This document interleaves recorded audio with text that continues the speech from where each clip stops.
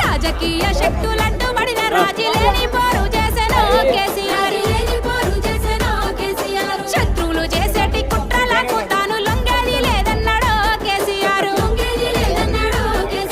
గులాబీ జెండను చేతబట్టి పోరు దండుకు ముందుండి నడిసినాడు. సావోరేవో తెలంగాణ చేదాకా వెనకడుగు వేసేదే లేదన్నాడు. చింత మడకల ఉట్టి